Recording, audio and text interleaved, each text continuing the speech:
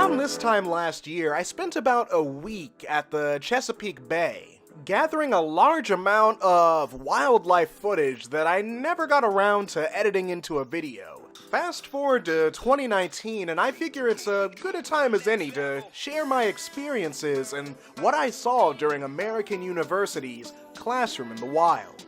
With a group of fellow filmmaking students, I traveled from Washington, D.C. to the eastern shore of the Chesapeake Bay. Large sections of the eastern shore are made up of wetlands, which are a great place to see all different types of wildlife. From common waterfowl like these geese to apex predators like this bald eagle. One of the most common creatures we encountered were these huge flocks of snow geese carpeting the marshland. Watching these birds greedily gobble up that grass, I found myself feeling a little bad for the many types of invertebrates that must have lived in that marshy meadow, from this springtail to the many types of spiders I caught sight of. And all those stomping, duck-like feet must make things a little bit difficult for the microscopic life inhabiting these marshes. But quite honestly, there's probably nothing to worry about. Many of these microbes can grow to especially large population sizes. The amount of these creatures inhabiting a single drop of water would probably dwarf the total amount of geese inhabiting this marshland. But even with that numerical advantage, some creatures just want a little more security. For those seeking more fortified real estate, an oyster reef is a pretty good place to live. There are plenty of small cracks and crevices that tiny amphipods and lumbering crabs call home. It's as good a place as any to hunker down and avoid the penetrating gaze of patrolling predators. Speaking of which, Classroom in the Wild brought me face to face with some truly big birds. These magnificent owls are apex predators, hunting machines, stone-cold killers. But many of them have sustained major injuries that prevent them from returning to the wild.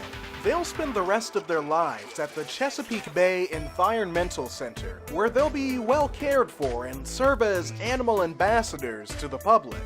Seeing these owls up close was certainly the highlight of my trip, but Classroom in the Wild had one more surprise up its sleeve. This red blur dashed past several of us, refusing to stand still so we could get a good close-up shot. Of course, this was a red fox. It got me pretty excited, so I decided to set up my trail camera at what I thought might be its den. Because I've filmed nesting red foxes before, I had pretty high hopes. When I finally got my trail camera back, I saw that it had recorded a large amount of files, so many that it almost overloaded my Mac computer. I was certainly excited. Unfortunately, I was in for a rude awakening. It turns out a fox never ran past my camera, not even once, and the only thing it recorded was this branch shaking in the wind. Now, that was certainly a downer, but that's not to say that this trip was in any means a failure. I got to see a lot of cool things.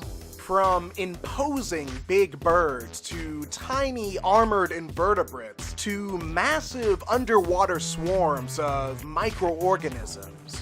By the time Classroom in the Wild came to a close, I had some pretty good footage, and I'm glad I was finally able to share it. Speaking of sharing, thanks Gabby Crevitt for helping me film this sunset, Chris Cassidy for getting this shot of this fox when I was too slow to record it as it ran past me, and Chris Lipinski as you risked your life walking on this fence. Also, thanks to our wonderful TAs, Elizabeth and Kent, for feeding us and driving us around and all that other annoying stuff. Thanks a lot.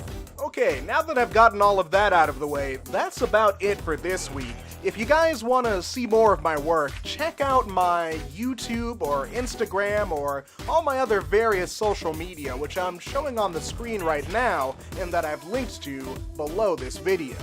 If you want to check out Classroom in the Wild, I provided a link to that as well. Otherwise, I will see you guys next week.